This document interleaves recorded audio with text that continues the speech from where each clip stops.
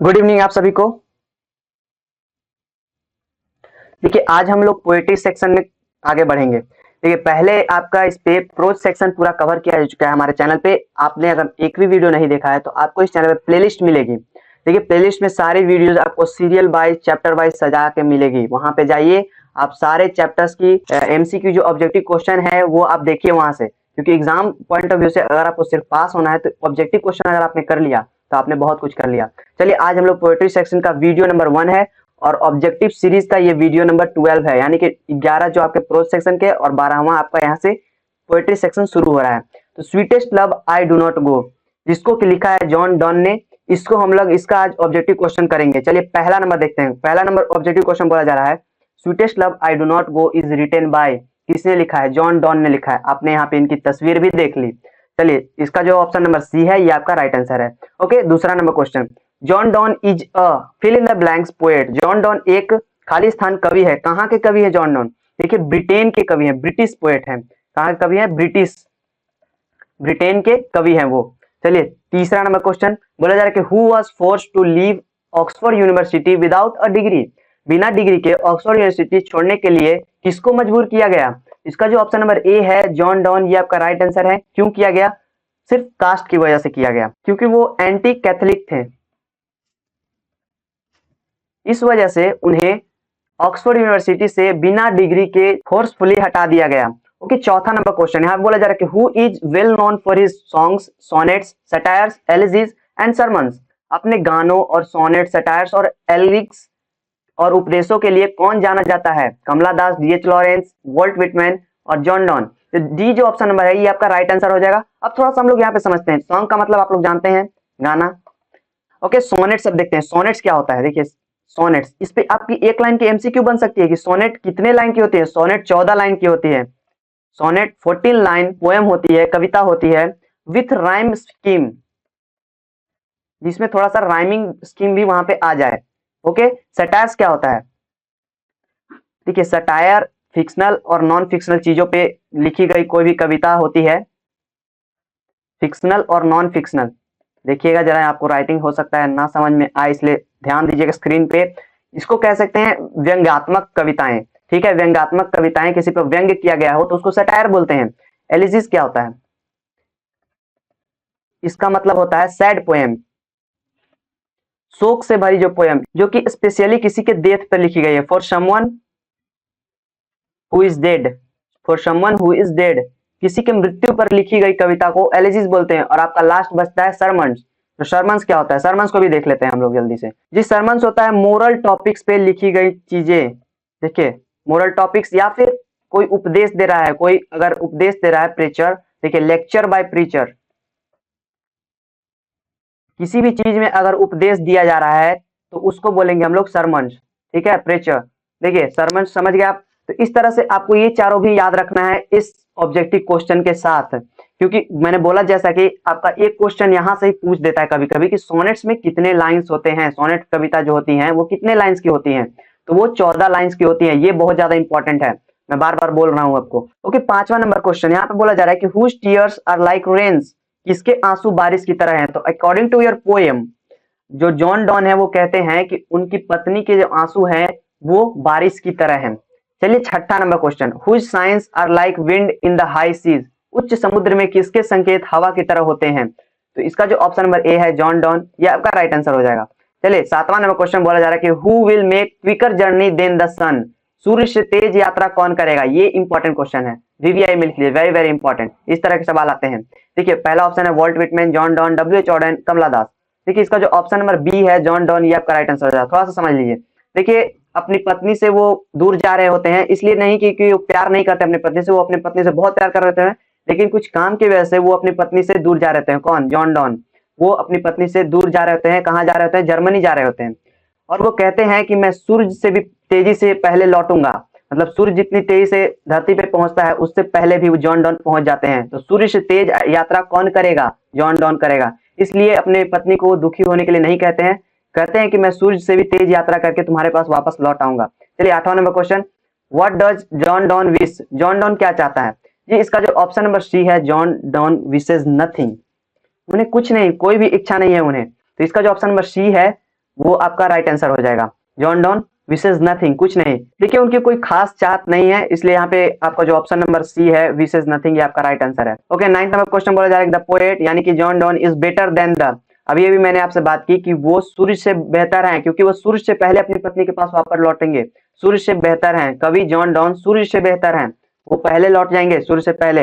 याद रखिएगा ये दोनों क्वेश्चन इंपॉर्टेंट है, जो सन वाला था, एक 9वां नंबर क्वेश्चन और ये एक 7वां नंबर क्वेश्चन, ये दोनों इंपॉर्टेंट है, याद रखिएगा, दोनों एक जैसा ही है।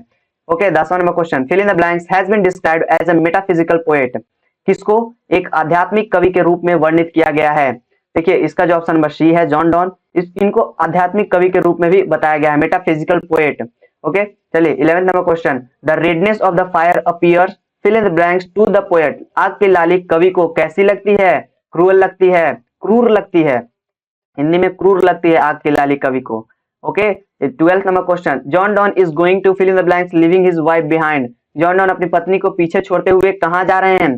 देखिए 12th का जो ऑप्शन नंबर ए है, जर्मनी जा रहे हैं, जर्मनी जा रहे हैं अपने पत्नी को छोड़कर, और वो कहते हैं कि मैं सूर्य से पहले तुम्हारे पास लौट आऊंगा, मैं तुमसे बहुत प्रेम करता हूँ। ओके, 13 नंबर क्वेश्चन देखते हैं यहाँ पे, fill in the blanks wants to gladly accept death.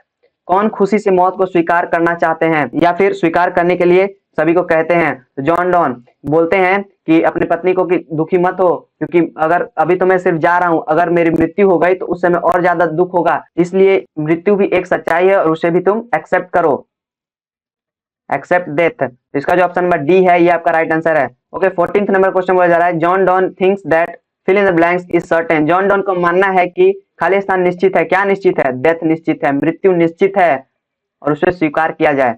Okay, 15th number question बोला जा रहा है, John Donne wants to go away because he is not tired of his. इसका जो ऑप्शन नंबर डी है बिलव्ड, प्रिय। देखिए अब थोड़ा सा, जॉन डॉन दूर जाना चाहते हैं क्योंकि वह अपने प्रिय या फिर पत्नी से थके नहीं है, इसलिए नहीं जा रहे हैं कि वो अपनी पत्नी से थक गए हैं या बोर हो गए हैं इस टाइप का। वो अपने किसी काम से जा रहे हैं और अपनी पत्नी से वो बहुत प्रेम करते हैं और वो सूर्य से भी पहले अपनी पत्नी के पास वापस लौट आएंगे। यानी कि बोलते हैं कि तुम सिर्फ रात को आराम करो, सो, और मैं सुबह तुम्हें मिल जाऊंगा, वापस आ जाऊंगा मैं। Okay, 16 number question, John Donne was born in. John Donne का जन्म कब हुआ था? देखिए इसका जो ऑप्शन नंबर डी है 16 का 1570 यानी कि 1570, ये आपका राइट आंसर है। उनका जन्म कब हुआ था? 1570 ईस्वी में हुआ था। चलिए नेक्स्ट क्वेश्चन, 17वां नंबर बोला जा रहा है कि John died in. John don की मृत्यु कब हुई? तो देखिए इसका जो 17 का जो ऑप्शन नंबर बी है 1631 1631 ईस्वी में हुई। देखिए इनका जन्म कब हुआ? 1571, और इनका मृत्यु जो हुआ वो 1631 1631 में। तो टोटल ये कितने वर्ष जीवित रहे? 61 वर्ष वो जीवित रहे total. Okay, 18th number question, John Donne was the pioneer of new kind of lyrical and satirical verse called. देखिए new kind of lyrical and satirical verse called, इसको क्या बोला जाता है? मेटाफिजिकल बोला जाता है, मेटाफिजिकल, आध्यात्मिक।